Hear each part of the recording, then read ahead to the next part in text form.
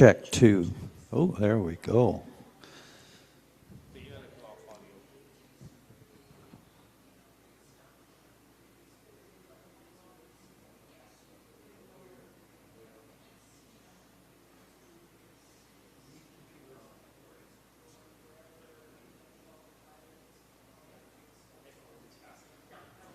Check two. Sure, thank you. Yeah, that's good.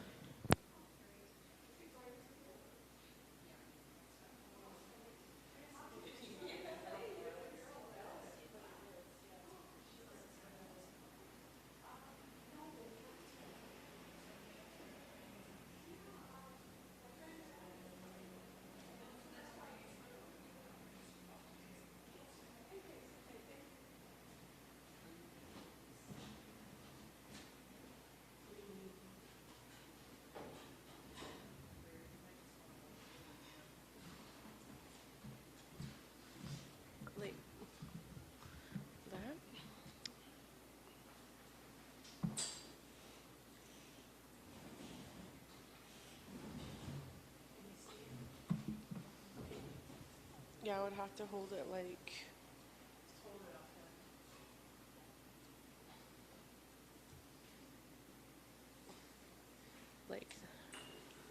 that.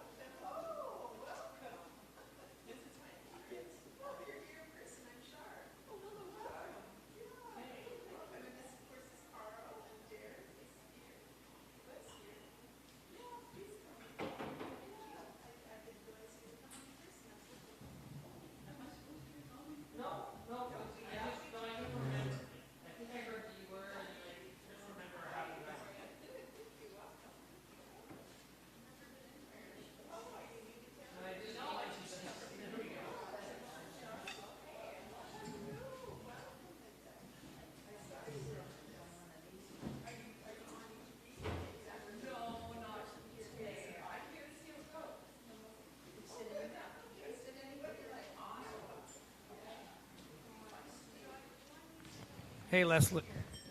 Hello. Hey. Hi. Good night. Yes, I got your emails, and I'm happy you got it. Mine back. Yeah, I looked at the list. I thought, oh my, I was just checking the list. I thought, wait a minute, I'm not on this list. And then, oh no. Well, it's good you made it. Your friends from Gibsons aren't going to be on tonight. Who? Kathleen and David aren't going to be on. I know they're in England. Oh, is that where they are? Yeah. Oh, okay. I knew that. Yeah, because I didn't hear from them. I'm like, what's going on here? Yeah. No, I think there's a wedding or something, but anyhow, they're in England. I got a picture of Kathy in this quaint They're little. allowed then. They're allowed. Yeah. So, how is it? What time is it over there now? When do you guys change your time? The next week, I think the 29th or something like that.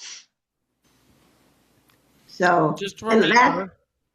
last year I was an hour late. I thought, why is everybody talking already? Yeah. Just to remind you, in November, we're not changing our time. We're done. We're going to stay on the time we're now. Right now, whatever time it is, it'll be our time forever. Oh wow! Okay. Some people don't like it. Like, no, I don't. I know, I don't like. I like the time change. Yeah. Oh, okay. I have to remember that. Just so you know that. Yeah. Well, now I check on my phone, because it has the time zones, and it said 8 hours Oh, I know. difference It's instead crazy. of It's 9. crazy. Yeah.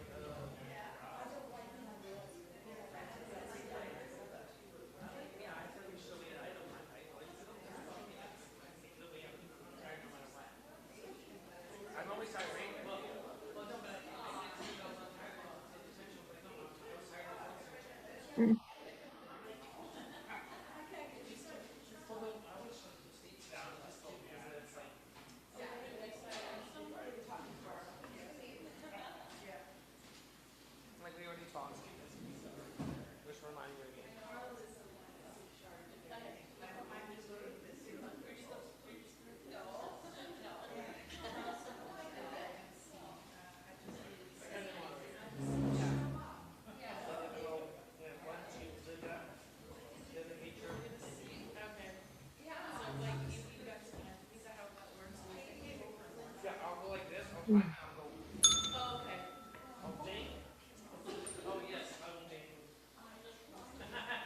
right away what you were right when you asked, I knew exactly what was going to happen.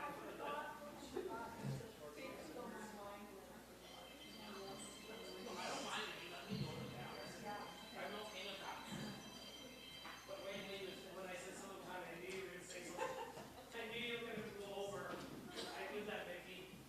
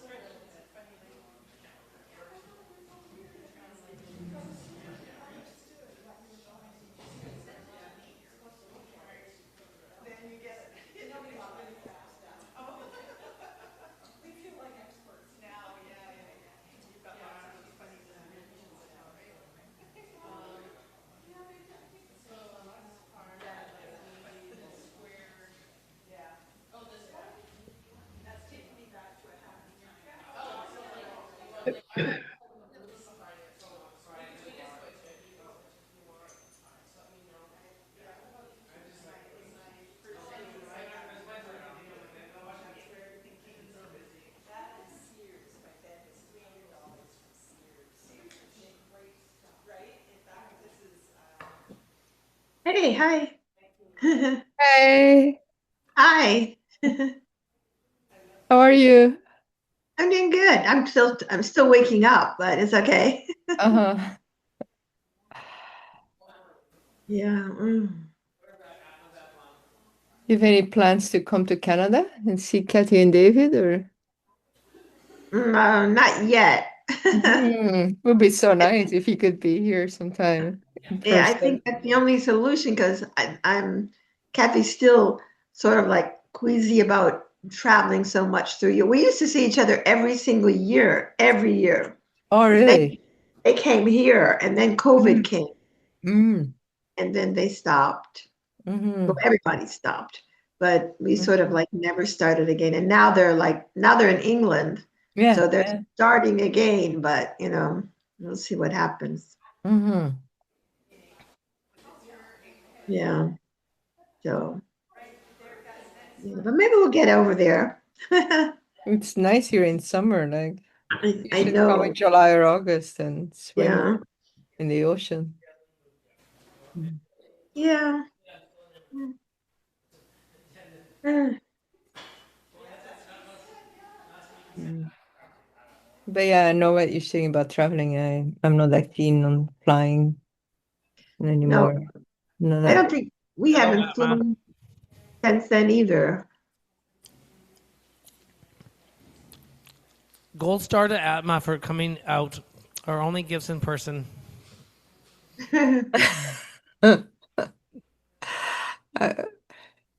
yeah, I'm holding the fort. Like, Hello, hello, hello. Can you hear me? Can yeah. you hear me in Oh, Zoom? is my audio okay? Because there was some problem with it this morning. Okay, good. It's good. Atma, can you hear me? Yeah. Peter, welcome. There we go. Atma, can you Well, hear me? Yes. Hi, Derek. How are Good. you? Very good, very good. Good to see you. Glad you're holding the fort for the Gibsons people. Yeah. Nice. Hey, Peter. hello, Karl. How are you? I'm pretty well. You see by the backdrop, perhaps I've begun dismantling my my little stage here, There you go. packing things up, heading to When do you guys Gibsons. have to be out? I'll be June 4th. Okay. We get to Gibsons. You're I've coming been to Gibson? You're After moving you to move to Gibson? Gibsons. Yes, yeah. Ah, that's And amazing. I'm curious. Woo! We're going. I'm curious to know whether there are live venues to read in Gibsons. Yeah, we have an open mic also on Wednesdays, but on the first Wednesday of the month at the library. So Oh, the library. Oh, I know yeah, what the yeah. library is. And there's also a writers organization who organizes events. The Sunshine Coast Editors and Writers Society. Okay. They have all kinds of events, but not open mics, but like if you have a book or so, they will organize a reading and that Well, would I'll be be really looking. fun. What made you move here? Well, my wife's daughter has grandchildren who live on Gambier Island All right, much yeah. of the year. So, in order to be closer to them Oh and yeah, not yeah. live on Gambier Island, Mm-hmm. we bought a place in Gibsons. Yeah, yeah. It's really easy from here to get to Gambier. Oh, I know. Yes. Like, yeah, yeah. Whereabouts in Gibsons? It's what's Glen Road. It's Glen in Road. what's called Heritage Hills by Oh the US. yeah, yeah, yeah. Oh, that is like 10-minute Sort of walk from me. just away from lower downtown. Mm-hmm. Oh, we should get a get together with Katie and David Oh and yeah, your wife and my husband, like we must do that. when you're welcoming Gibson's party. Oh, great. Yeah, yeah, Well, sometime this summer then, yes. yeah, yeah, yeah. So you're moving June 1st, or? Well, the people, there's a bit of a lag because we have to be out of here on the 2nd of June. We can't get into the new place till the 4th. So we spend a couple nights in a motel and then shove all our things in. Mm-hmm. And then we have to tear the house apart too on the inside. New kitchen. Oh, really? The Wait. place you bought here in Gibsons, you gonna renovate it before you move in, or Well, we'll and be live in. there, or like? We'll be in, but um, I don't know how immediate all this is. I think we'll be Yeah, tired enough from getting out of here. Wendy, do you want to do a sound check at the podium? yeah. Mm-hmm. Yeah. All right. I'm not used to this mobile mic. What microphone? You do it all the time? Not quite like this, so. Sure. And directly. Derek, how's this? That sounds pretty good to me. How does it sound out there in Zoomland? It sounds fine. Quite Leslie, fine. you could hear that okay? Yeah. Yeah. Good, good. Okay. Wendy?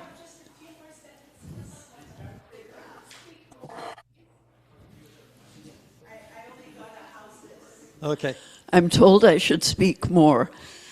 I'm not quite sure what you want to hear. Is this okay?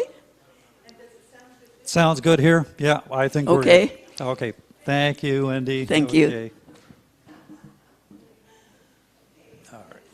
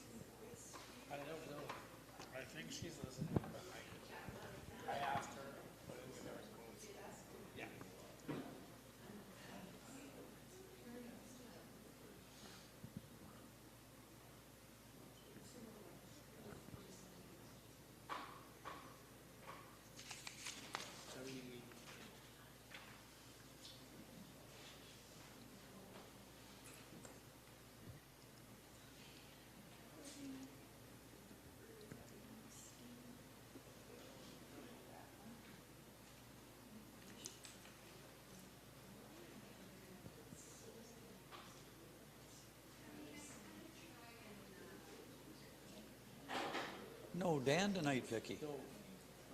Hmm. Yeah.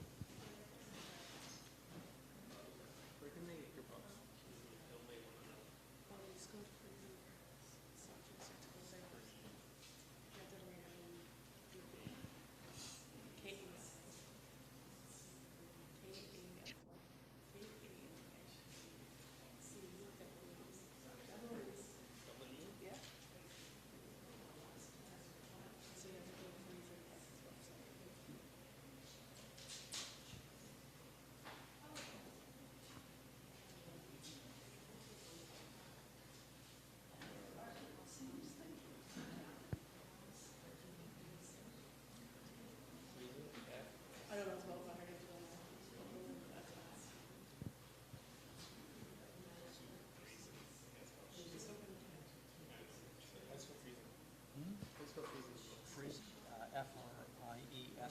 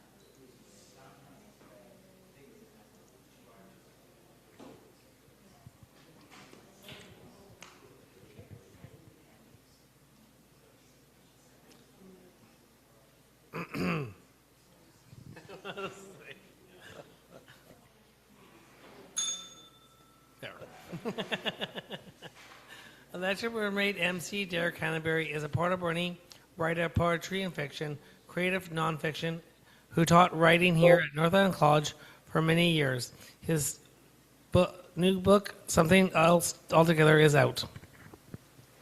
Thank you, Karl, and good evening, everyone. Welcome to another episode of The Electric Mermaid, coming to you live from Char's Landing on the unceded territory of the Hepetcheseth and Sishat First Nations.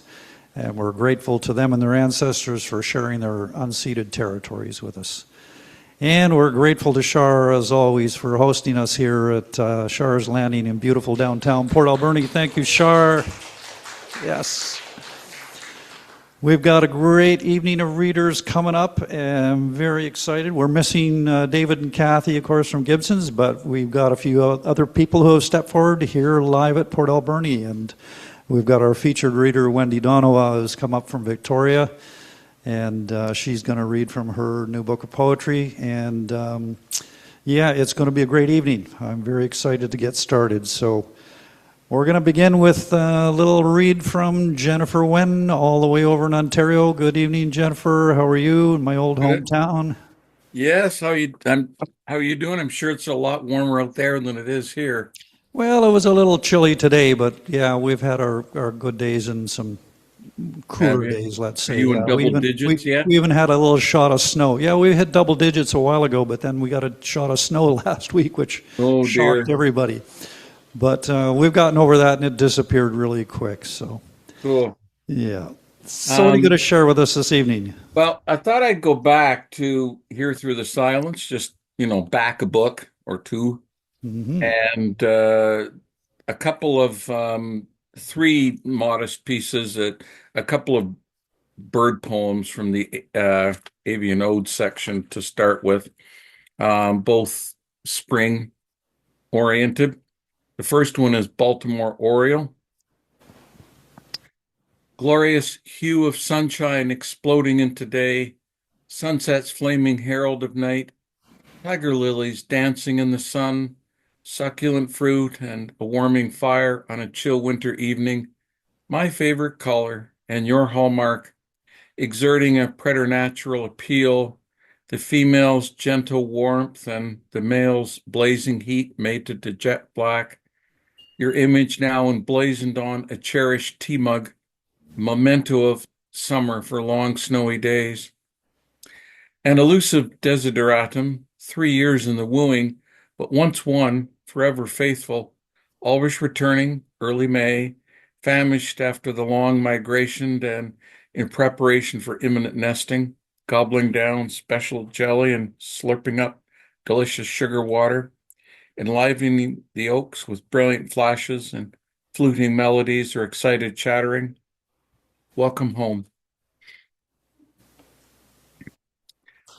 Thank you. Second bird poem. Now, this isn't as sexy as an oriole, but it's still a sign of spring. So this is called My Grackle. Noisy and messy the received wisdom, labeled common, deemed tuneless and devoid of allure.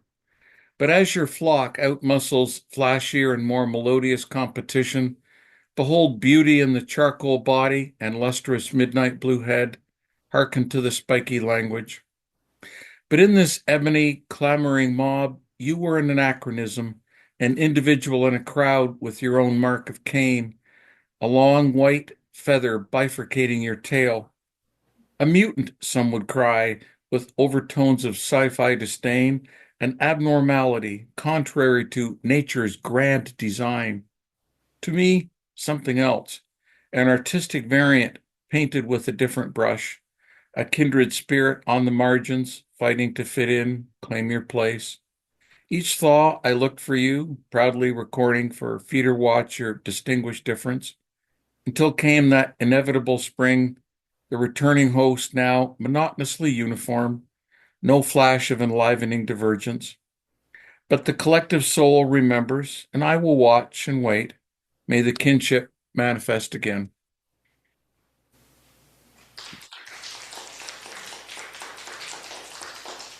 Thank you. The last poem, something different. This is called My Stuffed Animal.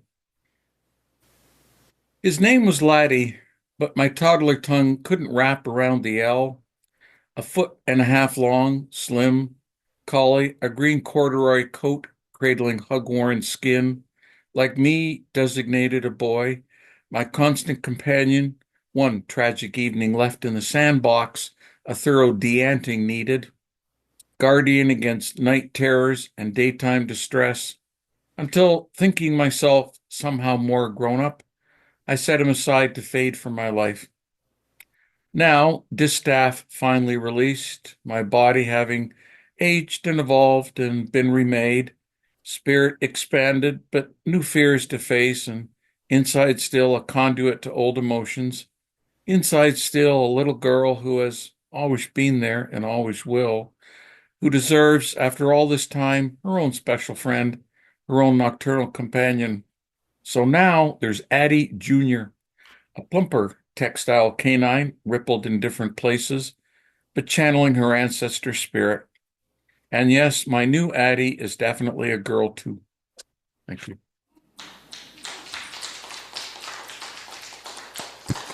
Beautiful. Thank you, Jennifer. You. Yeah, I always loved to see those Baltimore Orioles as a kid. They were so colorful. Oh, beautiful. Yeah. They're beautiful birds. Yeah, I love them. Yeah. Anyway, you're our favorite grackle, so keep on writing, please. Thank you. I appreciate that. Sharing your sweet work with us. All right. We're going to come back live into Char's Landing now, and Linda Thompson's going to grace us at the podium here with some of her work last month. Hello, Linda. Last month we had some prose. Will it be poetry this month? It will be. It will be. It will be. Awesome. Is that better? I think so. Is everybody hearing that out in Zoom land okay? Just, yeah, we got a thumbs up there. Okay, go Is ahead. this okay? Linda. Yeah, it's Well, good. it's hard to see up here. Just stay close to that There's mic. no light. No, hang on. Char will remedy that. She forgot that over-the-shoulder light that really, really helps. Oh, that's There we go. Okay. This is called Saying Goodbye. On August nights, we used to hear the E&N pulling along the bottom of the hill behind Drinkwater, and that low, ragged note rolled up across the brown pastures that once held your father's Charlet. My family back on the mainland are sleeping, tight beside tall rocks, dreaming about black bears in the carrot field and the Eiffel Tower that has appeared in the middle of the barnyard. Because they are good farmers, even asleep they worry. How will they coax the bears from the field, save the carrots, manage the upkeep on the tower, cut fields of timothy and alfalfa, wait for morning? How will I ever be at home here, afloat on this raucous beefsteak of an island, threatening to tip into the sailor's sea or slip westward under the plate of Juan de Fuca, forever gnashing away under our beds? On a Thursday in the north, my friend died. So far away, even a crow would not choose to make the journey alone across the great Itcha and Cadwallader ranges, up where the lay of the land slopes down to the Fraser Plateau and mustangs run through Aspen. For the children, graceful, blue-eyed, sorrow drops bone deep. Come to the window. Northern lights are leaping into the whole night sky, wavering sheets of madness, dimming even the great W of Cassiopeia.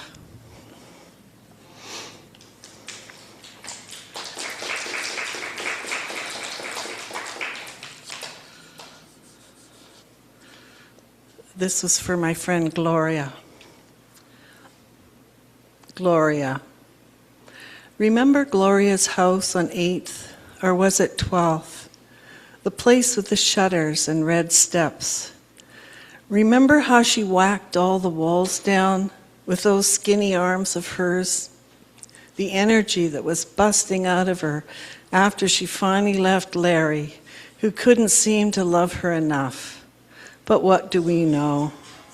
When they lived in the double-wide out Cherry Creek, the chicken plucking parties, the trout pond, the turret he built so she could reach the clothesline, how he called her his little German woman. Didn't we all feel happy then, sitting in the kitchen, eating baby carrots out of the garden, drinking wine from that big box with the spout? Thank you.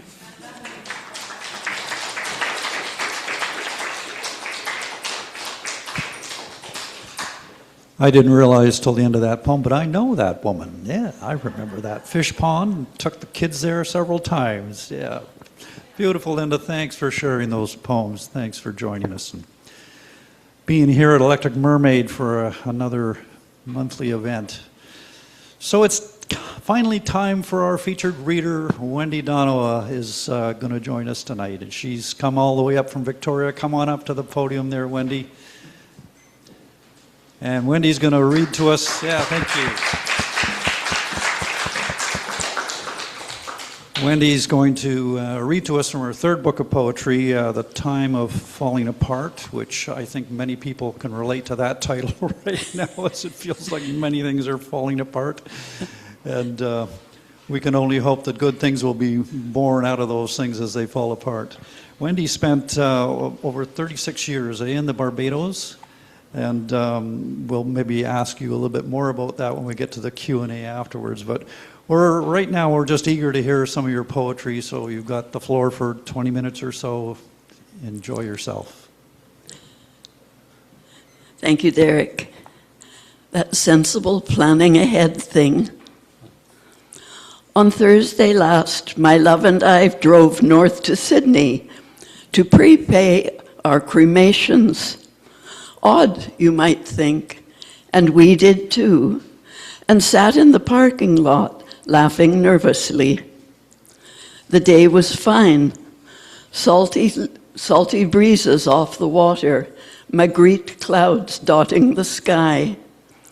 We congratulated ourselves that we'd done that sensible planning ahead thing. Enough parental dramas where nobody knew where the papers were, or claims from obscure nephews with bad hair and pocket protectors. We walked through the hardware store's garden supply yard, finally found the office, its large tortoiseshell cat presiding. The manager breezed in, windblown from her bike ride. Our fears of Dickensian lugubriousness uncalled for. It was all as sensible as sorting potatoes. The cat mounted the desk and glared at us throughout. We knew glibness would be uncalled for. She gave us to-do lists and price lists and lists of all the people she'd call. It was all entirely satisfactory, and the cat purred when we left. Then we felt slightly hysterical and went to a French bistro. We downed grilled cheese sandwiches dripping with Gruyere and caramelized onions. Stabilized over a bottle of Pinot Noir, my true love said, "Well, the one that's left will know what to do." Then we cried again. Eros and Thanatos on our seesaw, she said, and we laughed, then took Highway 17 home into the rest of our lives.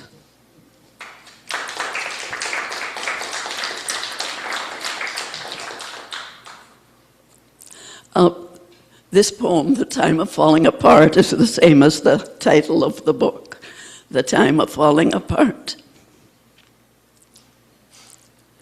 I'm a dragon woman, born in the dragon year, and by the zodiac's account, I should be tenacious, confident, powerful, generous, lucky too.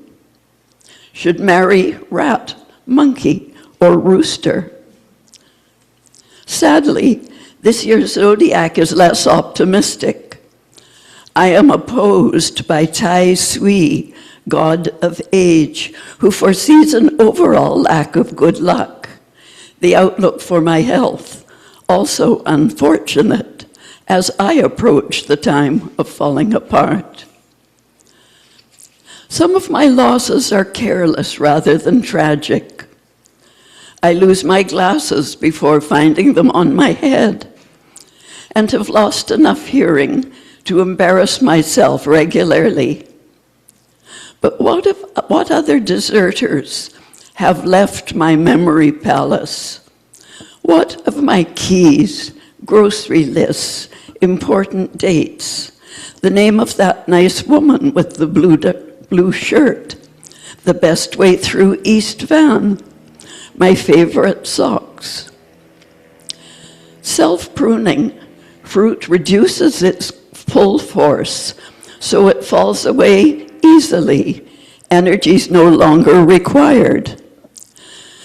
How is it that I, who careened merrily across 2 provinces, 3 mountain ranges to meet my lover, now avoid night driving, parallel parking? In pools of crystallizing snow, these sodden Gary oak leaves, I'm drawn to winter branches, their spareness and latency. If you look past the oak's roots, up its gnarled bark corrugations, its lichen armament, past its branches' baroque skew, stub of an amputated limb in its cozy sleeve of moss, past a fretwork of trees, you might fall up into the sky. Frilly white barnacles of lichen, burying my hands in mossy ruffles. I remember running my fingers through my son's springy hair. I flatline to think of it.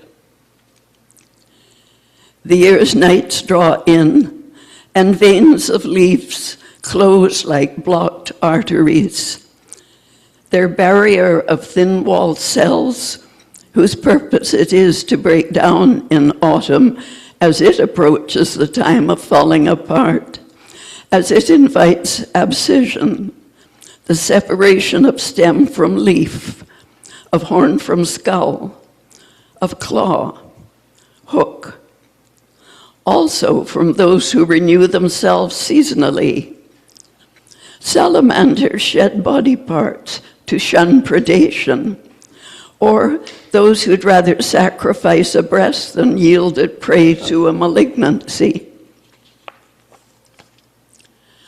Some years ago in Cowichan Valley, a Quatsin elder, master carver, explained near final stages of a pole he'd made. Power, its carved and somber range of mythic predators. Before we left, he asked quietly, "What is your predator?" Before we left, we held hands. He said a prayer. I'd just had my diagnosis 2 days before. The oak's twiggy black canopy engraves a wintry sky, all grisaille reflections over the inlet's glossy mirror, where doubled ducks conver cordially over the long V's of their contrails.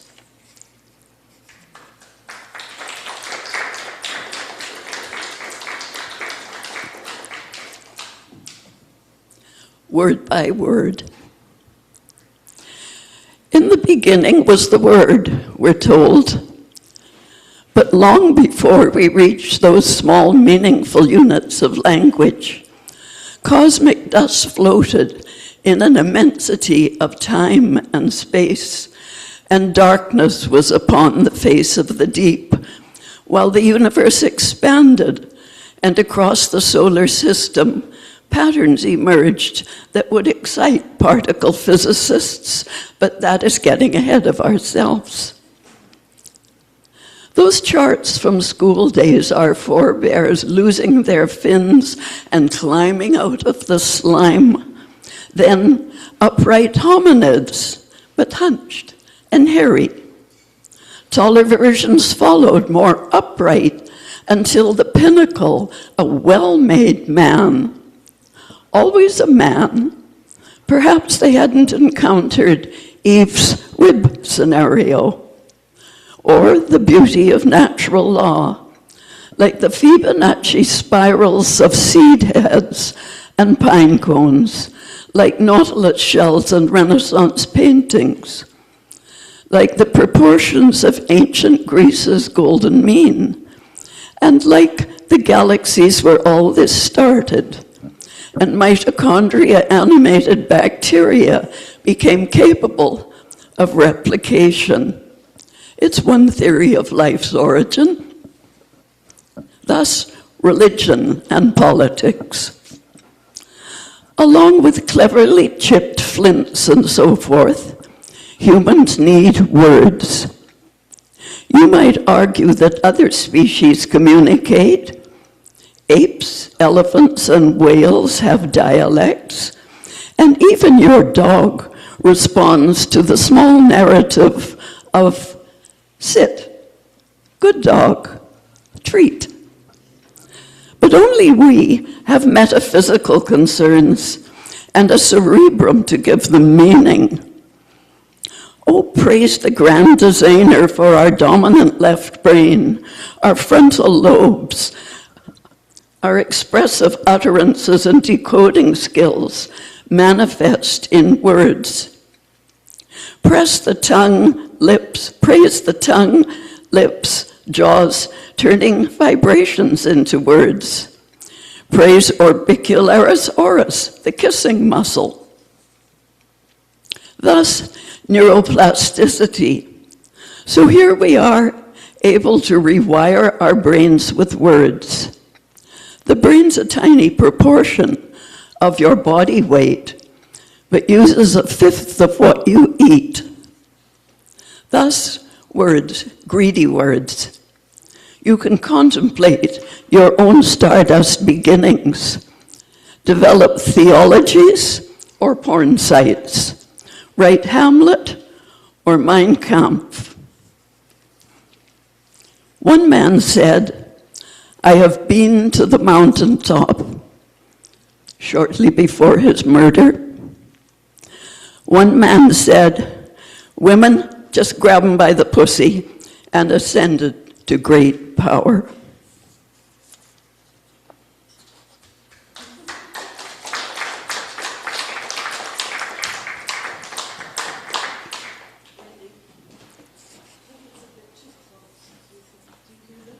Sorry? You're too close to the mic. Oh, I'm sorry. It's really hard to hear. Yeah. Okay. No, sorry, and I thought I had 20 minutes, so I've been cutting it. I hope I'm within my 10.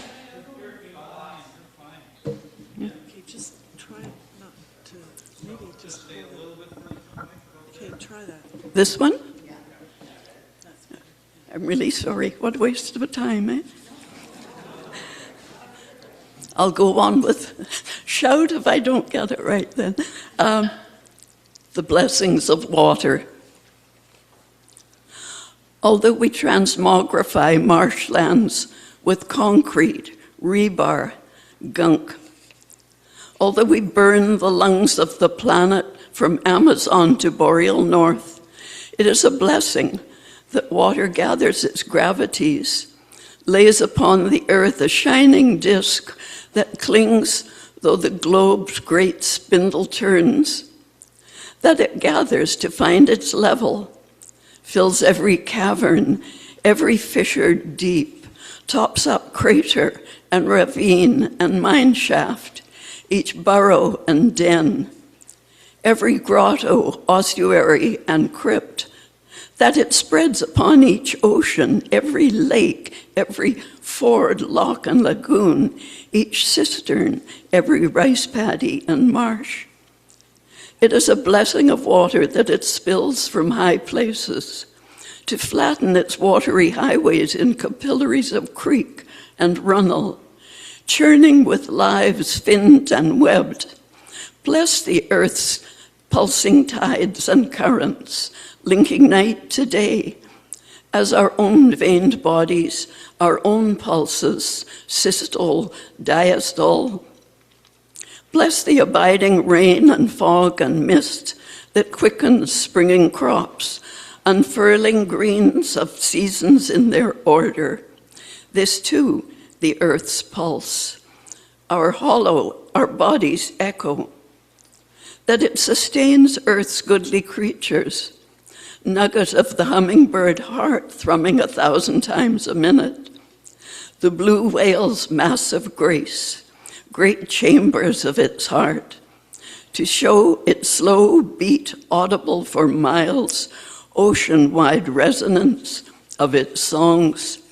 So we call these settled bodies, we call these settled waters bodies of water, as we are creatures of water, our blood and plasma, organs and sweat and urine, our bodies of water, joined as all the oceans adjoining, all the lakes and rivers that web the earth, bless water's reflections that instruct us in exact and vivid appearances.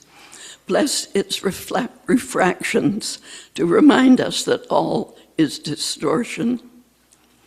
Bless the clear, cold water of childhood's summer cabin, its little squeaking kitchen pump. Bless the deep wells, and bless the tired wells, drying in drought. Bless their low, scummed level, and queues of women with pots, with buckets, patient.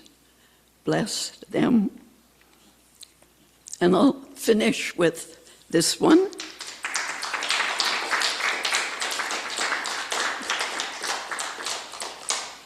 It's miraculous blue. It comforts them to think of the aging as serene, equanimous, resigned, and grateful for the having had their share of good times, leaving with a peaceful sigh, a blessing for relatives who will circle the tidy deathbed, glancing at smartphones, wondering how long they've kids to pick up, golf, dry cleaning. They don't yet understand that no one wants to go home from the party. We who have skin in the game once thought so too, but no longer tell ourselves that the stop sign at the end of the road is a red party balloon. Even fish out of water know to thrash with every fiber of being, to gulp the poisonous air against the dying of the light.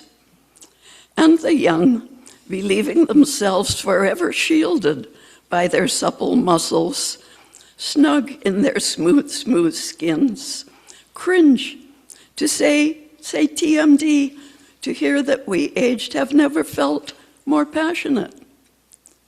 We turn music way up, sprinkle excessive cardamom, ginger, habanero pepper. We savor wine corks and read away insomniac nights, hold friends tight in our hearts, and yes, lovers too. The razor's edge of imminent loss grows our appetites voracious.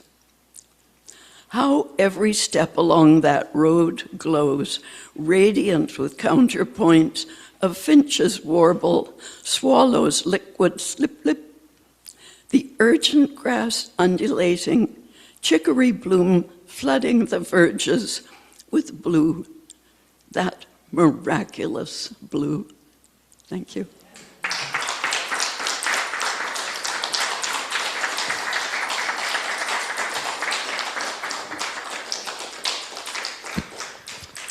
Wow, I could listen to you all night, Wendy. Those are beautiful, beautiful poems. Such lovely, meditative, wanderings through a topic that all connects up and blends the personal and political in such a beautiful way, and has so much to say. And I don't know, maybe it's because of my age, but I certainly connected with that last poem a lot.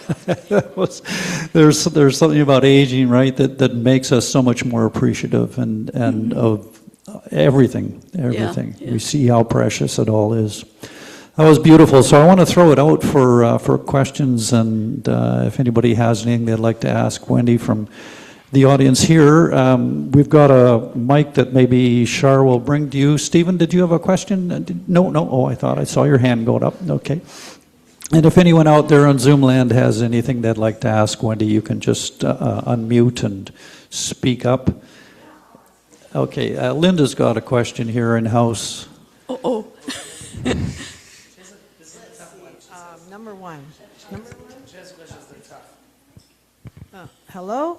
There we go. I never saw Elvis singing like this. Wendy, Linda, how many books do you have? this is the third. Third book. And who published your books, Wendy? My first one was Brick Books. Oh, yes. The second one was the... Oh, right. I'm sorry. What was the second one? Frontenac House, right. yes. And this one is Harbor Publishing. I think that's a real coup to have all those books, and especially Harbor Publishing. That Yeah. is such... I don't know. Yeah, Is Harbor Publishing... They're not even the poetry side of Harbor, are they?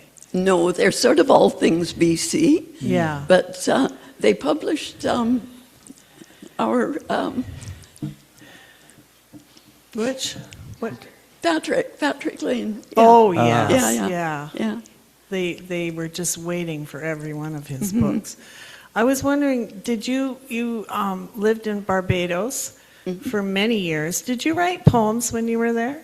I did, but I wrote as a hobby. I didn't think anyone would be interested in my hobby. I'm not sure how you had time to have that and kind I of was hobby. very busy. Yeah. Yes.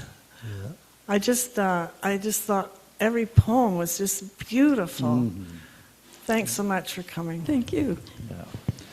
Yeah, wonderful to publish even with Brick, I think is an honor. I mean, their poets are all such strong poets. So They were all quite wonderful.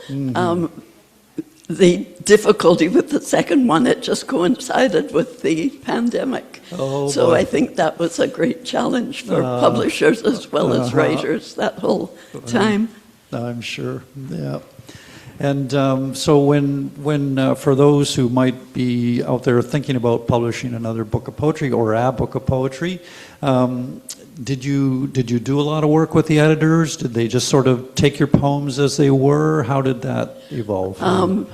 In all the cases, did a lot of work with them, which was very valuable to send in your best work and then have somebody really, a really knowledgeable editor go through it. And I remind myself that even Margaret Atwood has an editor. That's right. That's right.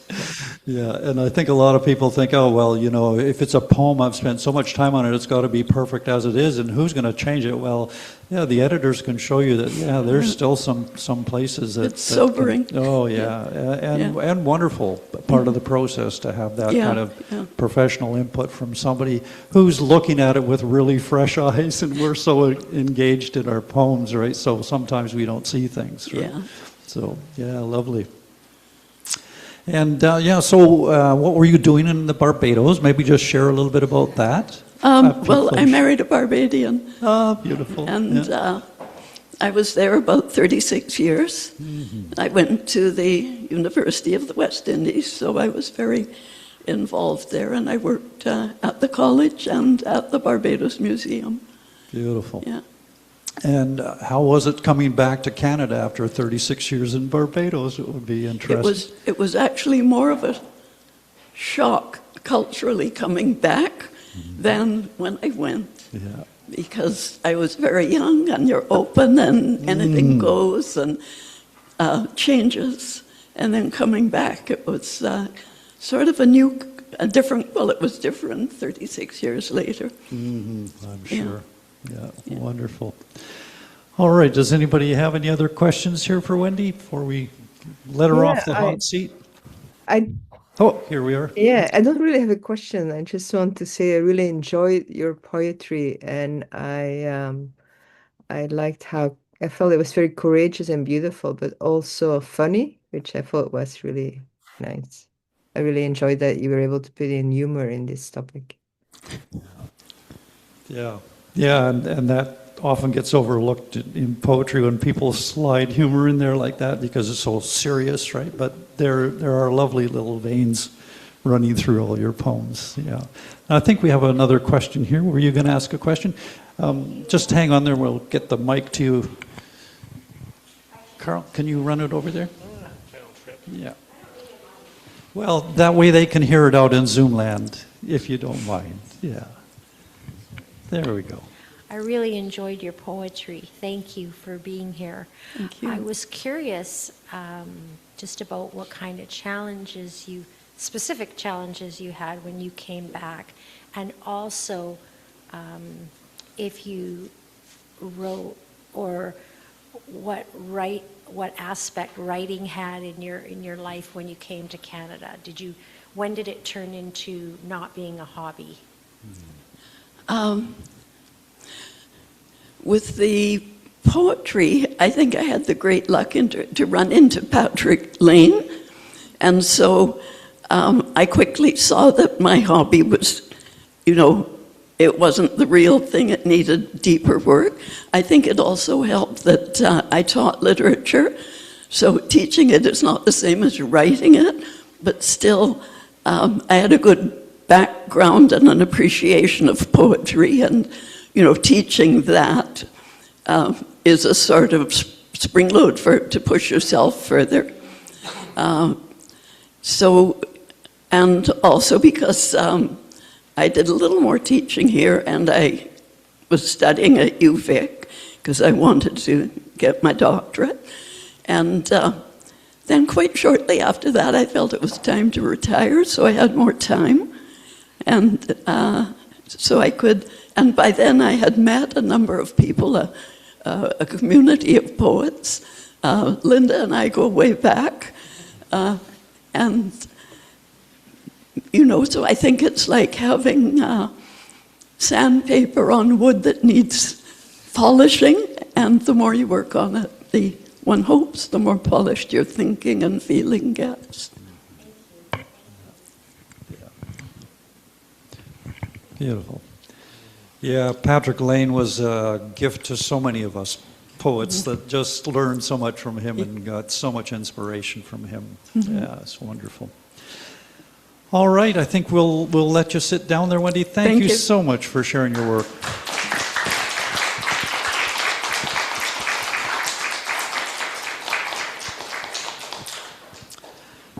Okay, and we've got another in-house reader now. We've got Kacie Trott is going to read to us from her newly published novel, which is actually going to receive a full launch here at Char's on April the 18th, so you might want to mark that down in your calendars. And we're going to do it as a hybrid, just as though it was an Electric Mermaid session. So people out there in Zoomland, if you enjoy this taster from Kacie's novel, maybe you'll want to join us on the 18th of April, so mark it on your calendars, and Char will be sure to have it on her calendar as well, so you'll get it on your emails. So come on up.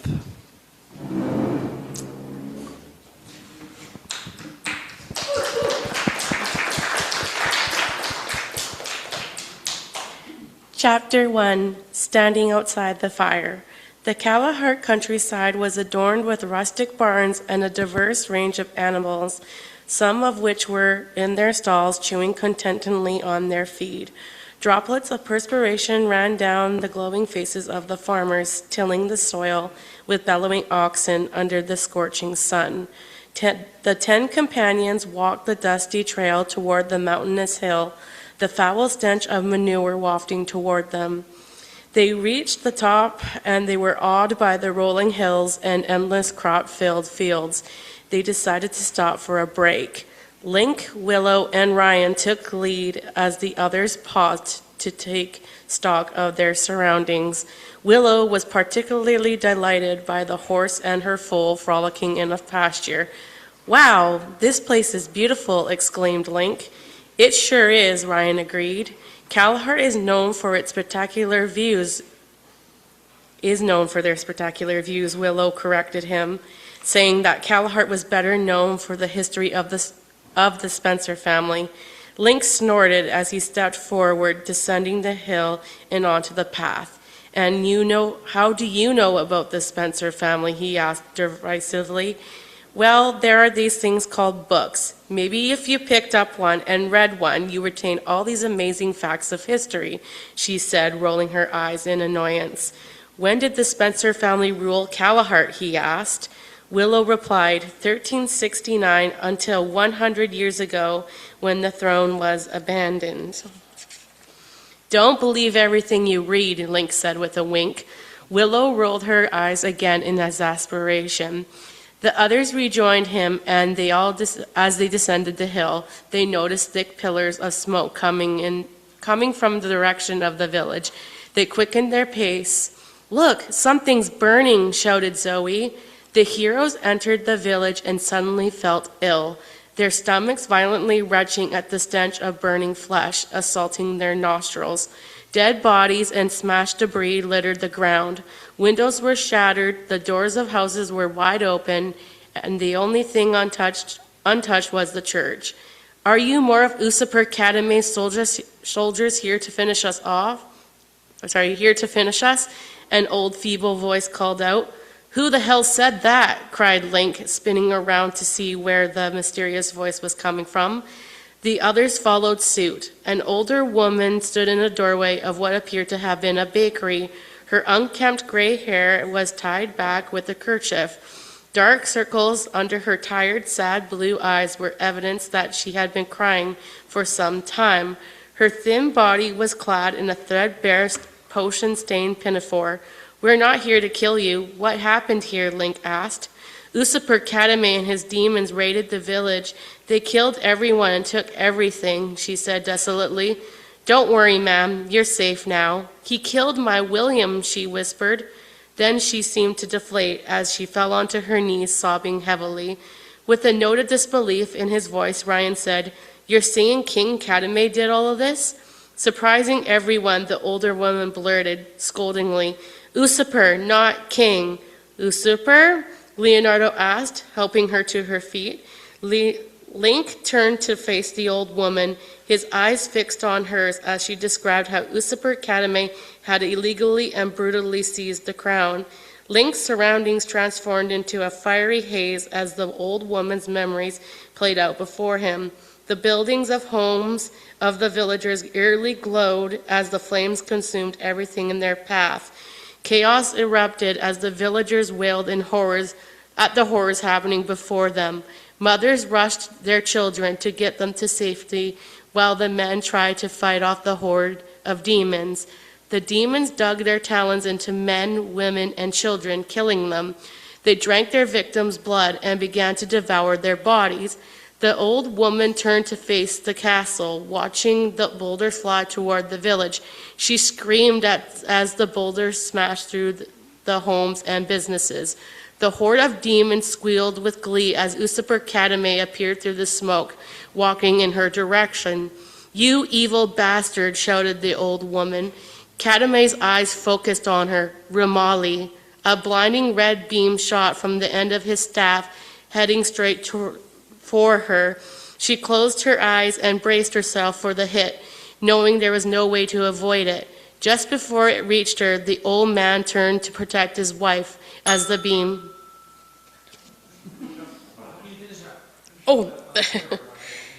Okay. As the beam, where is it here? I'm just trying to find it here. As the beam struck him in the back, killing him.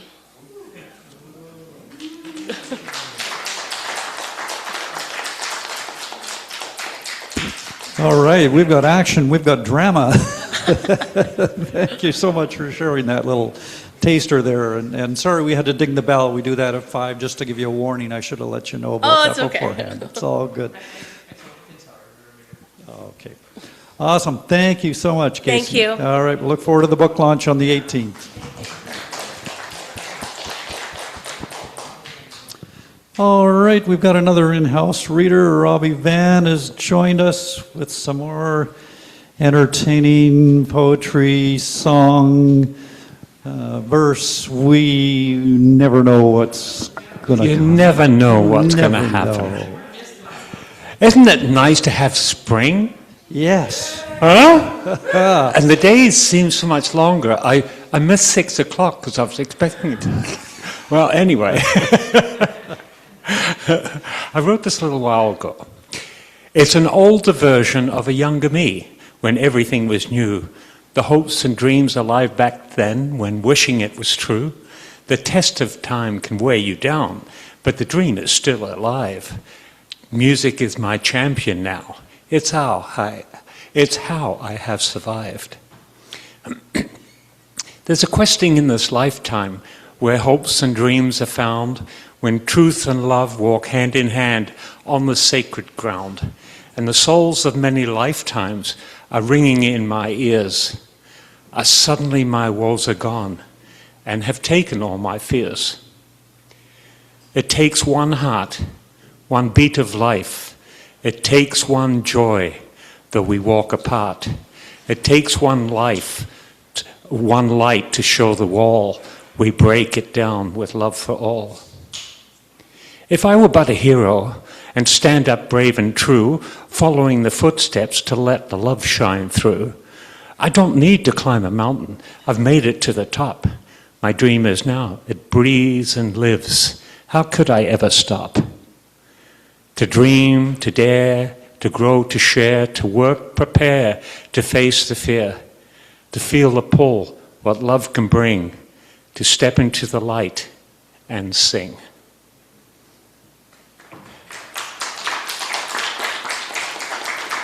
Thank you. I wrote one this morning. Oh, that's the wrong one. Here we go. Nope, not that one either. Here we go.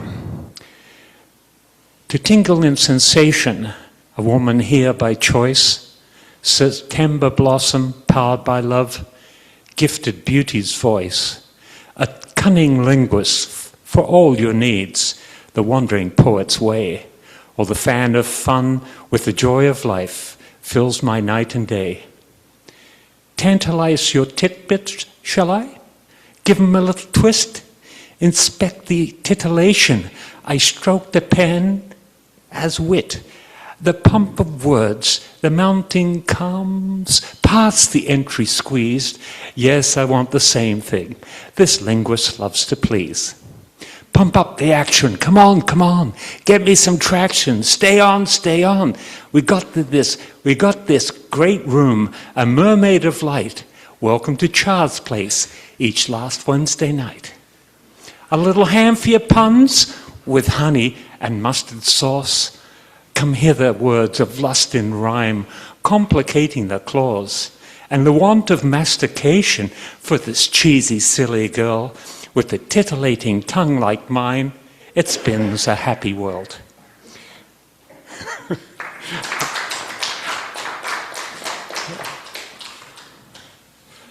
Well,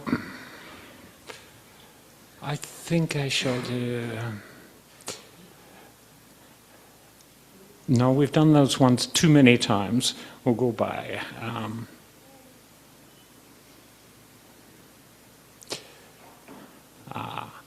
She's a queen of the night, floating on air, dancing on clouds, so suave, debonair. The werewolves all howl when she enters the room. Start up the bands, let's hear the boom, boom, boom.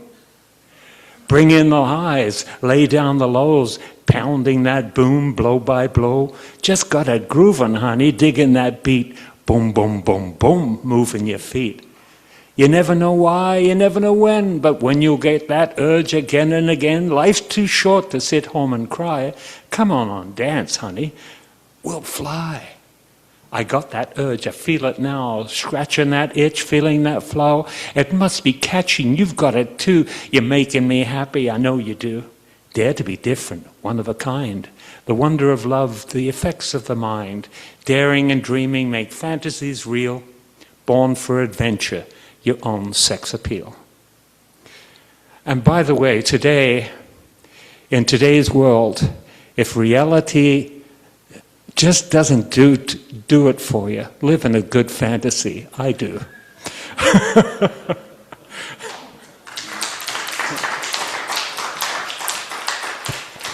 Thank you, Robbie. Good advice to part with. Okay. All right, we're going to go out to Zoomland now, and Peter Paul Van Camp in his Denman Island abode that is being slowly packed up and ready to move. But I see you still have time to post on Facebook about your grandma's corn mush. That was entertaining. Thank you for that. Well, I'm going to read that in a moment, but because a lot of people wouldn't have heard it. Thanks, Derek. So this is a moment that I suppose I dread and crave in equal measure when my turn comes up. And this is a theme I've explored before. Here I am doing it again. This is a piece called "And the Dish Ran Away with the Spoon," which I guess is a euphemism for, and the young fella ran off and joined the circus. Anyway, my life. This is my life. Backstage I stand, fidgety, fretfully wistful. This is no way to live. This is no place to be. Jostled by spirits who likewise are jumpy, though deceased, still expecting their music, their cue line, their slam-banging entrance, built up to all day, awaiting their moment as I await mine. Do or die, do or die. How old is this playhouse, this curtain, this darkness? It seems everyone's present who's ever set foot here, half wishing they'd never. An atmosphere charged with inaudible throat clearings, silent bravado, voiceless revisions, mute mutterings of rue, imperceptible sighs of foreboding, break a leg, wordlessly whispered, you too. Also unheard, the click-clacking of tap shoes, the snap of suspenders, the rustle of crinolines, a part-stifled sneeze, the cinching of buckles, the cracking of knuckles, and, just for luck, there's the rabbit's foot squeeze. Invisible, likewise, the patting of cowlicks, the rolling of shoulders, the tugging at collars, the checking of buttons, the shooting of cuffs, the assurance one hasn't rehearsed quite enough. Alas, year after year, what sound am I hearing? And hearing so clearly. It's coming from so nearby, it could be me. Like footsteps approaching one's door, then a knocking, hard knocking, loud knocking. Oh dear, my own knees. Well, the little dog laughs to see such sport. This is no way to live. This is no place to be. Still, I gather, my ghost will remain in this cohort. We just can't save ourselves from ourselves, now can we? I guess we can't. Thanks. Okay, well, as mentioned, I've been packing, and an old piece of paper turned up that I'd forgotten about. Then I realized it was in a book of mine, but anyway, I found the original, and it's a recipe, my grandmother's recipe for cornmeal mush. And I hope this will stick to your ribs. Now, I don't know if you ever met my grandmother. I doubt that you did, but if you had, you'd realize that I've caught her tone and manner here rather accurately. This is Grandma speaking. Mush? Don't you want something fancier? It's very simple. Lord, there's nothing to it. Just cornmeal and water and salt, that's all. I'm trying to remember the allotments. I haven't stirred it myself for so long. I can't remember if it's 3 cups of cornmeal to a cup of water. Oh, I can't give it to you out of my head. It seems to me that you start with about 3 cups of cornmeal. Some people put milk in it, but I never did. Always used water. And use your yellow cornmeal. Don't use that white. You have to have a good-sized pan because when it starts to boil, it bubbles and jumps over the sides. You got to have a pan that's about this deep. Keep stirring constantly or it boils all over your stove. When you're stirring, keep scraping the bottom of your pan. You'll see bubbles start to form and it'll plop up against the sides. Then lower your fire and keep stirring. When it starts to thicken, you've got your mush. It's 3 cups of liquid to 1 of cornmeal, 2 hot and 1 cold. 1 cup of cornmeal, 1 teaspoon of salt, and 1 cup of cold water. Mix that and add 2 cups of boiling water. You serve it as a cereal. That's what my mother used to fix. Or if you don't like it that way, pour it into a square mold and let it stand overnight and chill. Then slice it and fry it. Brown it on one side and turn it over and brown the other side. Then serve it with milk and syrup. I liked fried mush better than pancakes. Very easy to make. I think that's why Mother used to make it on wash day. It's so easy. Mom used to fill our bowls and pour on milk. I never liked hot mush with milk in it. I used to just despise it. I used to think, oh dear, why can't my mother cook something else? I didn't realize she was washing all day. Hazel Dempsey, my grandma. Thank you, folks. Well, everybody's learned something tonight, Peter. Thank you so much for sharing that priceless family recipe and more priceless family character with us this evening. Lord, it's so simple. Okay. All right. Atma is now aware that you're moving to Gibsons, so they'll be rolling out the welcoming party, I'm sure, by the time you get there in June. Yeah. Okay. Thank you so much. All right, we're going to come back in-house now, and Stephen Novik is going to share some poems with us, I would imagine. Come on up to the microphone, Mr. Novik.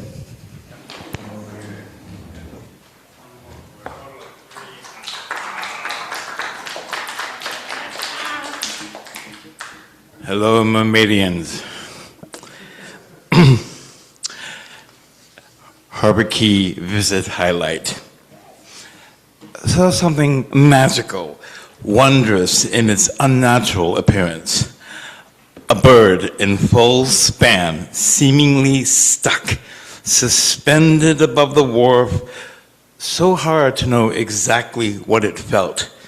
Silly, stupid, angry, frustrated, exhilarated, giddy. Look, Mom, no flappies. It just hung there, a bird on no wires, until the wind said, enough of this illusion.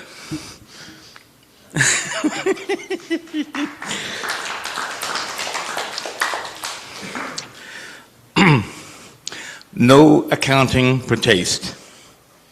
I read the bank statement, recollection of purchases, food, medicine, entertainment, gas, repeat, not necessarily in that order. Throw in some booze from time to time. Now, the deposits are steady, but they are still outnumbered by the withdrawals. Record store, movie theater, concert venue, Shaw's Landing, sports arena, comic books, ice cream, cigarettes, socks, a pair of shoes, toothpaste, fortune cookies hung on the rim of martini glasses, trying to invent some new drinking game for the party animal friends. Even though that was a dollar store purchase, you spent more than $5. Use your Interact. So it is a line on the monthly statement, sent in the mail. Food, medicine, entertainment, gas, repeat. not necessarily in that order. And one more. Waiting while time heals. You say we met not in the bar. I say I'm not disputing, I just don't remember. I like to think that we had met earlier in a different bar. You asked me to dance, and I did, and I enjoyed it, but then you left, and I was missing you, wondering where you'd gone. Well, then, the bar where we met again, it was seeing your bare legs that got me turned on, and I wanted to see more, and they did, and I enjoyed it, but then you left, and I was missing you, wondering where you'd gone. The last time I saw you, headed down the street, opposite direction from me, you waved, and I did too, and I enjoyed it, but then you left my view, and I was missing you, wondering where you'd gone. Good night.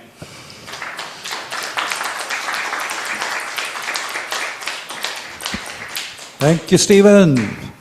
Taking us on a few different journeys there. Thank you.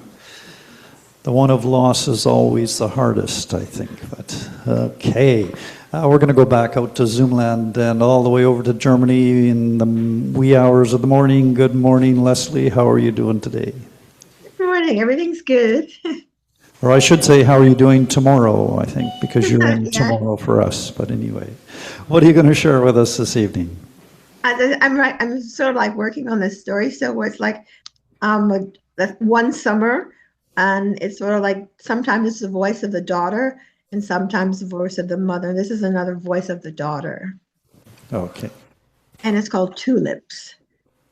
I watched Bianca run through her gate and disappear. She's faster than me. Micah grabs my arm and walks me across the street to Mama. Not fast, not slow, the kind of walking that means you're already in trouble. I'm sorry, Micah says. She twists her fingers together. You know they can get away with a lot, but not this. This is not right. Mama clears her throat. You don't have to worry, Micah. Rachel Johanna knows she's not allowed to cut flowers. Not here, not anywhere. I stare at the ground. Mama only calls me Rachel Johanna when she's very mad or about to be. Rachel Johanna is going to sit with me now, Mama says, and think about how she can make it right. Make it right sounds expensive. When Micah leaves, I sneak closer and tap Mama's arm. My dearest Mama, I say carefully, I didn't really mean to. It was Bianca's idea. Mama looks at me in a long way. Did you borrow somebody else's brain? She asks, because I'm quite sure you own one. I shrug. I don't think brains help much when Bianca's talking. Sit down, Mama says. Tell me how you plan to earn money for new tulips. We're saving for the flight to Grandma. Do you think money grows on trees? No, but tulips did. Mama sighs. Not loud, just once. I push an ant with the tip of my sneaker. Forward, back, forward. What should I tell her? How do you tell your mother you stole flowers because of her? I wanted to plant them out in our yard so people would look over our fence and think we were a proper family. Bianca says our yard looks wild. She says it looks messy with the sandbox toys and bikes and the cloth Mama hung in the pear tree to dry and forgot. Can't your Mama clean up? She asked. It looks stupid. I didn't think it looked stupid. It just didn't look like hers. Maybe I should tell Mama. Mama comes back with a tray, 2 cups, root beer from America Week at Penny, and her birthday chocolates. Do you want one? She asks. I nod. She pours the root beer. The foam climbs up high like it's trying to escape. Then it sinks back down. Mama looks at Grandma's photo on the wall. She would be horrified, Mama says. Why? I take another chocolate very carefully so it doesn't count as 2. Mama shrugs. She thinks Black people have to behave well around white people. Otherwise, they won't invite us again. I frown. That's stupid, I say. Bianca was there too. We both cut them. Do white kids have to behave at our house? Mama almost smiles. Almost. I'll still invite Bianca, I say, even if she steals flowers. Then I add, I think Grandma's stupid. Mama looks at me, at my braids, my dusty knees, my grass stains. She smooths my hair. I think your two little girls who sometimes forget to think, she says. Sometimes little girls do that. That sounds nicer than stupid. Why hang up Grandma's picture if she was so strange, I ask. Mama thinks for a moment. Maybe, she says slowly, she never dared to pick flowers when she was a child. I don't know why that makes Mama go quiet. Later, Micah invites us over for tea. She asks Mama what kind she wants, like everything is normal. But I don't think they're friends. Friends don't say what she said. I sit in front of the TV, but I listen. Micah gives me juice. She doesn't really look at me. She smiles at Mama. Your chocolate children are cute, she says, with their curls. Such strange hair. Can you comb it?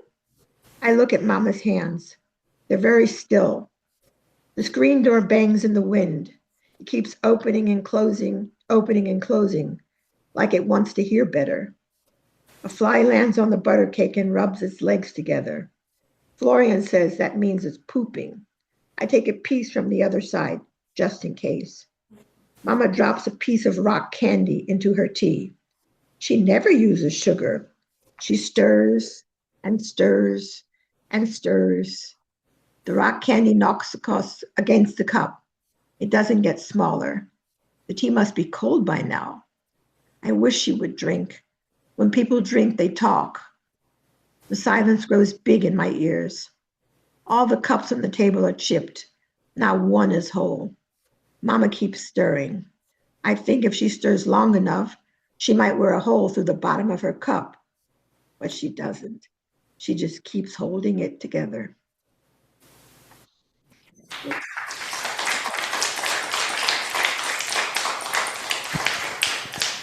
Beautiful. Thank you, Leslie. So much told told in the unsaid there, and excellent capturing of that child's point of view there. Really sweet. Thank you. Thank you. All right. So we're going to come back into Char's now, and Vicki Drybrough is going to mosey on up to the podium and share some work with us. Good evening, Vicki. Always good to have Vicki here.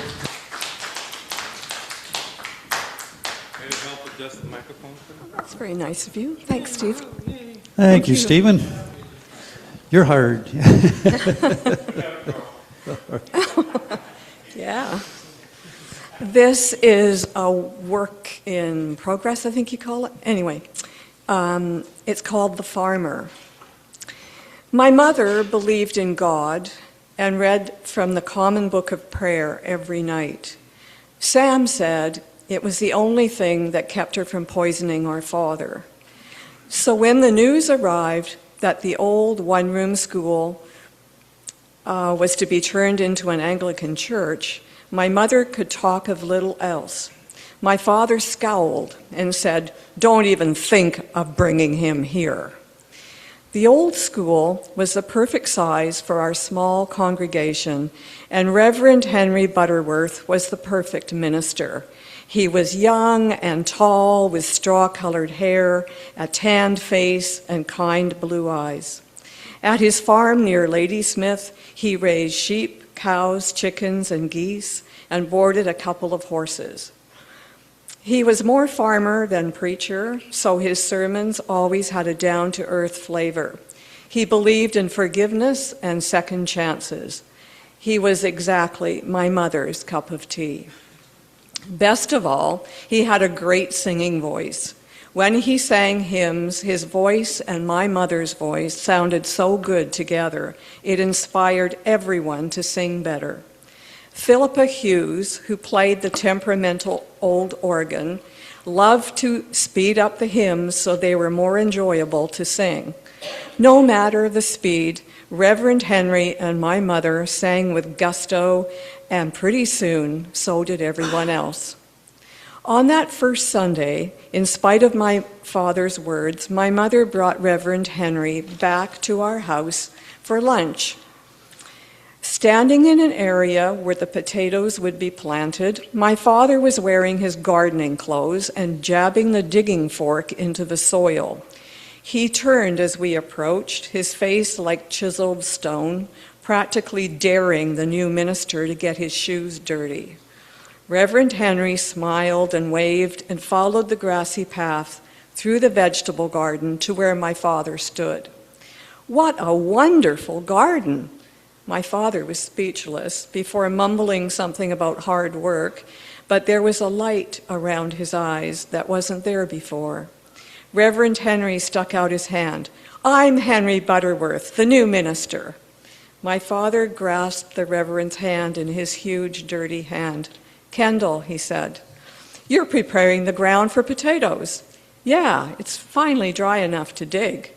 Reverend Henry squatted down and grabbed a handful of dirt, letting it fall slowly between his fingers. "This is beautiful soil. You enrich it with compost?" My father leaned on the digging fork and began to talk. My mother nudged me that it was time to go inside. I kept wondering, how did Reverend Henry make that happen? It was as if he put a magic spell on my father. It was only once a month, but it had become an occasion both my parents looked forward to. My father had no use for churches and had always been angry with God, so I was surprised that he got along well with our new minister. Our kitchen table was never so filled with conversation and laughter as when the Reverend was there. I remember my father's face, relaxed with good humor, his eyes lit with laughter. He was younger and kinder, and I couldn't take my eyes off him. My mother was different too. She laughed and said funny things as she cut thick slabs of cake, which she offered with strawberries, whipped cream, and multiple cups of tea. After lunch, my father and Reverend Henry would talk about soil and crops as they wandered through the garden, bending down to pick leaves and smell them, or grab handfuls of earth and sift them through their tough, calloused hands. On his birthday, my mother baked the Reverend a cake. On hers, he brought her a rose cutting that eventually grew into a large, fragrant bush. My father gave him bulbs, cuttings, and seeds from our garden, and Henry brought him a young heritage apple tree that produced amazing apples for many years. At church, my mother started to sing harmony on a couple of hymns. It sounded great, so some other ladies joined her, and we now had a small choir of voices. Word traveled and more people started to come. Sometimes they drifted in mid-service and stayed until the end. Eventually, the church was packed with extra chairs at the back. More people tiptoed in and stood along the walls. Our congregation had grown threefold. New people brought new voices, and the hymns sounded better each time we sang them.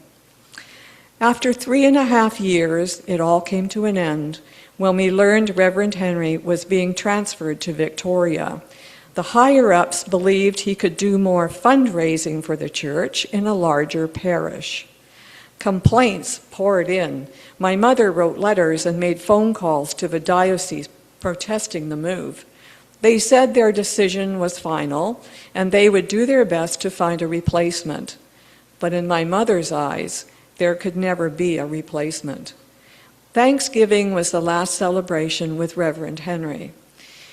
"Henry won't be coming here for lunch," said my mother. "There's a tea at the community hall instead.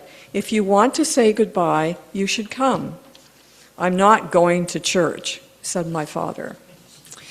After the goodbye tea was over, everyone was shaking the Reverend's hand and hugging him. I hugged him extra tight because I knew we were losing a lot more than a minister. When we got home, I changed my clothes and went for a walk on the beach. I cried when I thought of never seeing Reverend Henry again. He had been part of our family. Later, I was coming up the path when I caught sight of my father. Shoulders slumped, hands in his pockets, standing in the middle of the vegetable garden, staring into the distance. Thank you.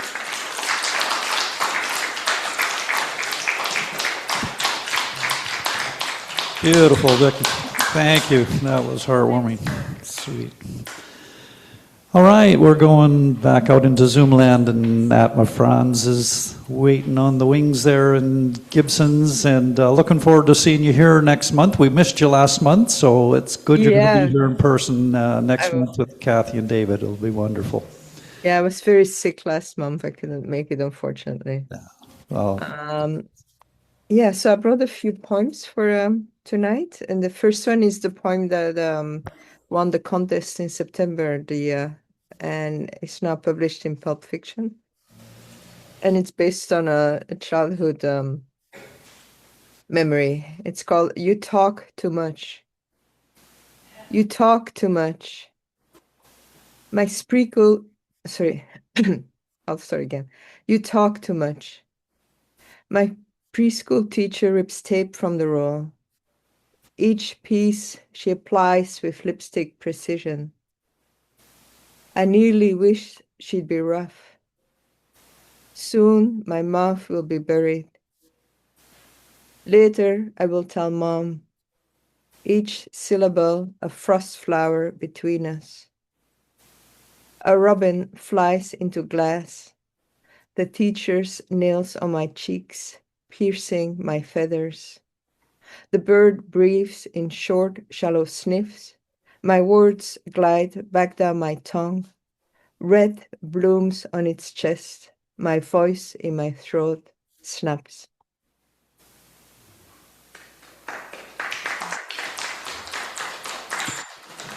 Oh, thank you. And the next poem it's a nature poem. It's a winter poem, but I felt that the mood was actually quite metaphorically for the poem I just read, or kind of fits well with it. It's called First Snow. First snow. The river mouth chokes, lapping up snow. Cold kills dankness, stills the swirling weeds.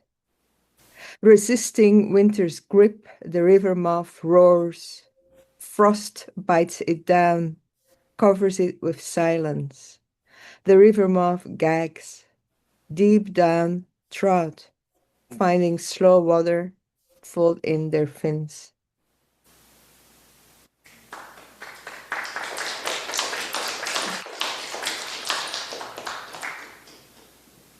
And the next poem is narrative, and it's a little story that happened a couple of years ago when I was in Nanaimo and I was going on a very early Sunday morning walk.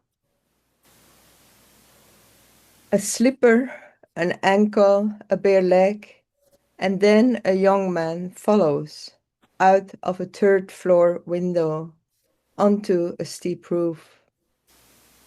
I stand below, my pink shoes restless on the concrete sidewalk. He totters on the ridge, his maroon bathrobe a loose sail in the breeze. Nobody around, but me this early on a Sunday morning. He's nearing the high gable end. My mind sifts through all the things one can say. Behind him clouds rupture, sun shatters down. Must be a nice view up there. He freezes. Then he turns. Pretty awesome, he says, and reaches into his pocket, pulls out a crumpled packet. Can't smoke inside. We laugh, as we must now. Something has to break. And it is only this, the tension between us. Me, a woman on a walk, and him, a man teetering on an edge, who now has become someone craving a smoke. I move on, tuck away the memory of that other morning, when I was the one wavering on a ledge. Cold wind against my face. Nobody around. And below me, all that space.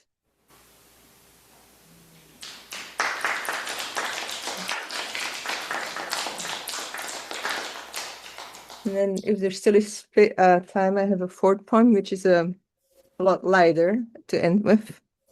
And it's a late spring poem. It's called In Full Fragrance. I pause at the tall red, the kind favored by florists and would-be lovers on Valentine's. The other bushes have drawn back, the way some women give space to a queen bee, ruffled heads together, stems twined around each other.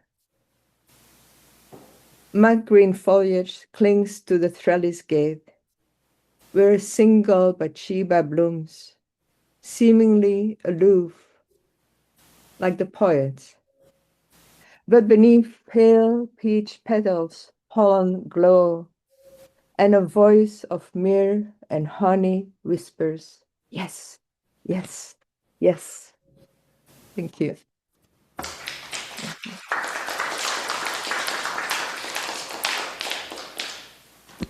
Wonderful, beautiful, beautiful poems, Atma. Thank you.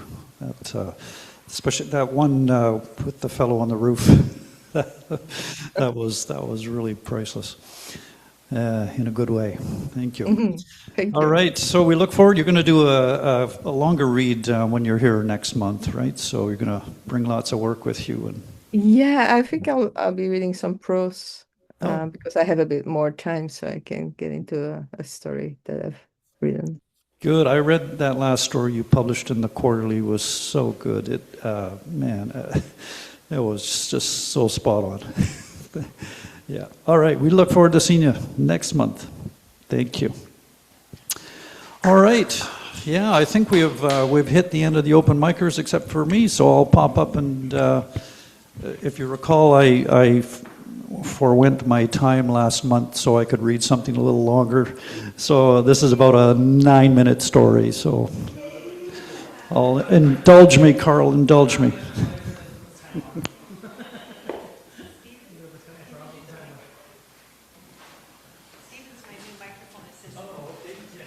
You are going to get hired, you know. Perfect. Okay. Good. Thank you so much, man. All right. Okay, so this is another Floyd and Mary story. I've been writing this series of stories set in Newfoundland, inspired by my dear Aunt Nellie. I don't know, it's, for those of you who didn't hear the other ones, Floyd is terminally ill, and so this is getting closer to the end. It's sort of the last Christmas, and the kids have come home, or coming home from Fort McMurray. It's called What Money Can't Buy. And I hope our printer's acting up, so some of these lines are a little blurry. I hope I can manage. Okay.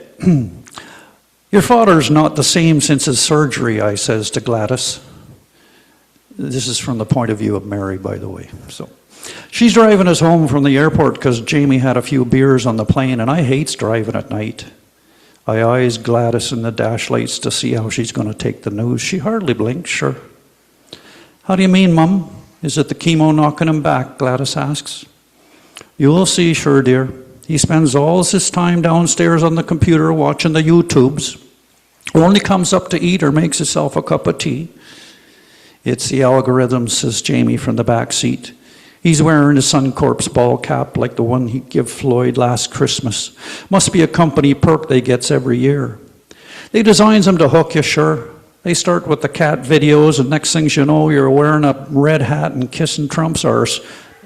Pop's got any beer in the fridge, or should we be stopping at the Circle K? Don't worry, I says. He had me picks up a case yesterday. He's not drinking himself, sure. Says it makes him feel right queasy. No wonder he's not himself, what, says Jamie. Oh, go on, your father never drank that much, I says. Only when the hockey game was on, sure, says Gladys. She's always quick to stand up for her father. Which were pretty much every night of the week since we got TSN, says Jamie. Before I could tell them about the Maharishi fella and Floyd talking to a spider the other day, Gladys give out a shriek and jumps on the brakes. I caught a glimpse of something white smacking the windshield, and all I could think was, thank cripes I weren't driving or we'd be in the ditch, sure. Floyd's waiting at the door when we gets home, his white hair thinned to patches. Gladys tries to hide her surprise, but I can see her eyeing him up once she finishes hugging him, sure. Jamie follows us up, dragging their suitcases, and gives them a one-armed hug before heading to the bedroom. We don't tell them about hitting the snowy owl till next morning's breakfast. I made pancakes and fried Newfoundland steak, Jamie's favorite. Fort McMuck's right maggoty with them owls in the winter, says Jamie. They likes to hunt mice in the ditch, so they're always hanging around the side of the road when they're driving out to camp. Still working the 4-on, 4-off, are we, me son? Asked Floyd. Yeah, same old, says Jamie, and tucks another hunk of fried bologna in his mouth. You gots to hand it to the boys. The world could be ending, sure, and they'll talk about work right up till the sun shuts off. Parts of me wants to join in, sure, pretend like everything's same old when I know it's not. Makes me think I should have enjoyed them days more when there weren't more to worry about than what to make for supper for everyone. Same old never looks so good. Then Gladys, God bless her, pipes up out the blue. Mum says you've been big on the internet lately, Pops. What you been walking at? Oh, all kinds of things, sure. Lots of the YouTubes. YouTubes about what? Asked Gladys between chews. About NDEs, I says, thinking it's time they heard some of the malarkey I've been taking in with dinner the last while. And that Maharishi fellow, I add for good measure. NDEs, says Gladys. Yeah, near-death experiences, says Floyd. Turns out I'm not the only lucky one to come back from the pearly gates to tell the story. Both brats stop eating then and stares at Floyd like he just told them he weren't the real father. You nearly died, gasped Gladys, and I can see the blood rising in her cheek. Oh, Lazarus got nothing on your father, sure, I say. According to that surgeon, I were gone for a couple of minutes before they got me back, says Floyd with a little grin. But you was out, right, Pop, says Jamie. So's you won't even have known, right, says Gladys. That were the funny part, sure. I felt more alive than ever, and I weren't even in me skin. What do you mean, not in your skin? Where were you then, asked Gladys, with her eyes right big. I were up on the ceiling, sure, looking down, wondering what all the fuss were about. I even hears them call the code blue over the intercom, and I could see them all running towards the room. But we're all nonsense to me, sure. Once a boy's on the other side, you couldn't care less. It's like you've been watching the Oilers game on TV and screaming at the screen for them to win, and then the game's done and you turns the box off, and who cares then? It were just a game after all. Don't mean much more than the game of checkers in the long haul, what? But we thinks it's all a big deal. What's I gots to do today? Who says what to whose's? Does anyone wants another pancake, I says. I can see the brats aren't sure what's to make of their fodder now. Gladys puts her knife and fork down like she's done. Jamie's the only one what goes back to eating. I'll have another one, Mum, he says, and drags the last bit of his pancake through the pool of syrup on his plate. I'm blocked, sure, says Gladys, and pushes her plate into the middle of the table. Then she looks Floyd full in the face and says, are you depressed, Dad? I mean, being sick like you are and all, I wouldn't blame you. No, not at all, Gladdy. If anything, I said I didn't know what I knows now when I was your age, sure, but I had a good life, what? Me and your mother, we've had some good times in this house. Yeah.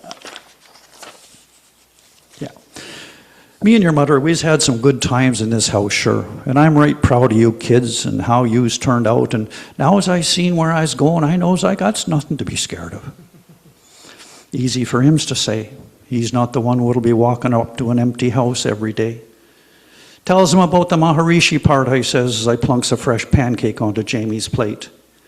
You means Ramana Maharshi, Doc. The Maharishi were some other by that the Beatles knew, sure. All the same's to me, I says. What's either of them gots to do with anything, says Gladys. It were like this, says Floyd. After a while, I loses interest in what were happening down below me in the operating room, and I starts rising up through the ceiling. Next thing I knows, I standing beside this boy, all in white, and I's feeling this love like I never felt before, sure, and it were like I knows him, and he knows me. I don't knows his name, sure, but I knows him. Anyway, he's after telling me I got to go back before I even have time to ask his name, and I starts arguing like... I starts arguing like he just told me to jump off a bridge.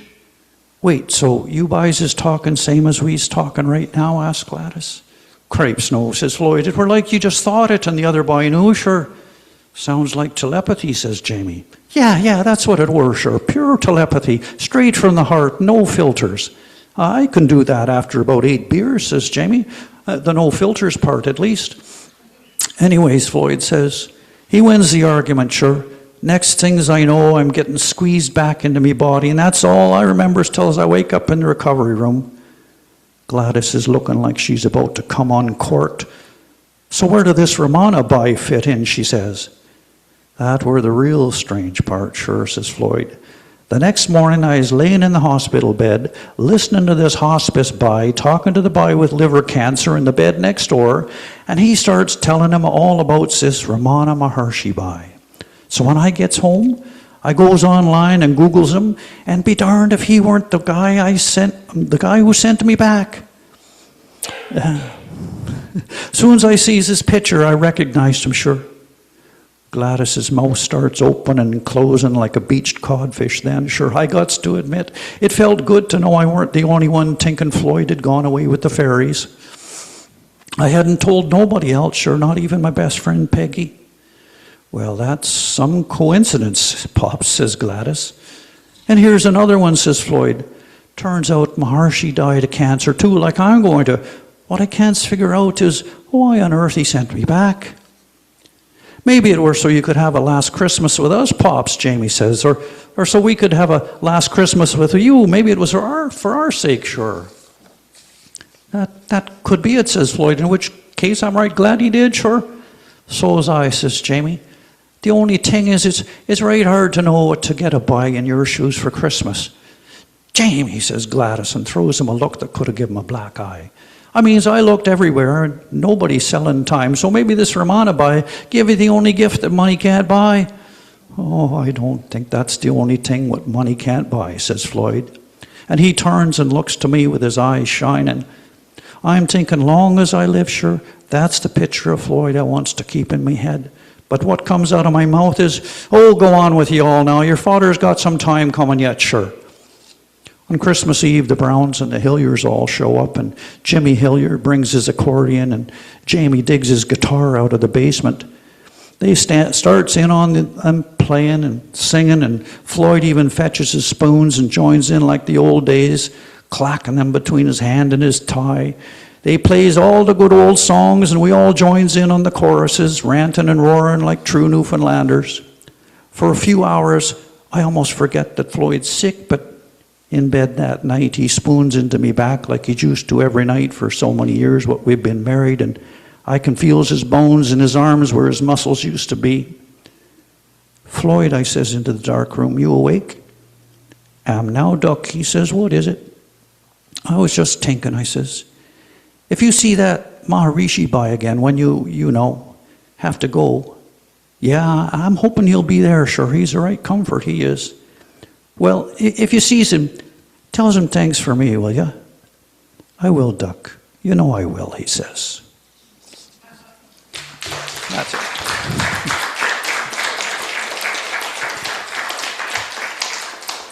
All right, well, that wraps it up for tonight. Thank you all so much for coming and being here to listen and to share your work.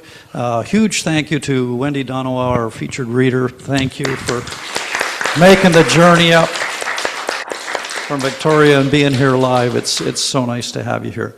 And thank you all to all the open micers, of course, both here and out there in Zoom land for sharing your work with us. Great evening. As always, such a wide range of material and no end of entertainment. Thank you, of course, to Karl, our moderator, for keeping everything on track tonight. Thank you, Karl. Thank you to Stephen for our stand-in mic adjustment there, and appreciate it. Thank you to Sheila for taking care of everybody from the bar. And last but not least, huge thank you to Char for hosting and managing that technology so well as she does. Yeah, and just a reminder for those of you out there in Zoom land, e-transfer to electricmermaidreads@gmail.com if you're feeling generous. And next month, of course, we're going to have triple feature readers here. We're going to have Kathy and Dave, actually, and Atma. Yes. And there's one more, isn't there? There's going to be 4. There's going to be, well, she's going to get a 10-minute. Karma, or whatever, I think that's her name. Mm-hmm. She'll be here as well. Yes. So, and, yeah. thank you to Derek. Oh, my pleasure. My pleasure as always. Okay. All right, we'll see you all. Reminder for the 18th of April, too. Kacie's book launch is going to be here, and that'll be a live event in the afternoon. It's a Saturday afternoon, starting at 1 o'clock, is that? Yeah, 1 o'clock. And so we're going to have about an hour to just mingle and hang out, and then you'll get to read a little bit more, Kacie, and we can have a chat and do it on the Zoom as well as live, and then there'll be some food and drinks afterwards. So please consider putting that one on your calendar for the 18th.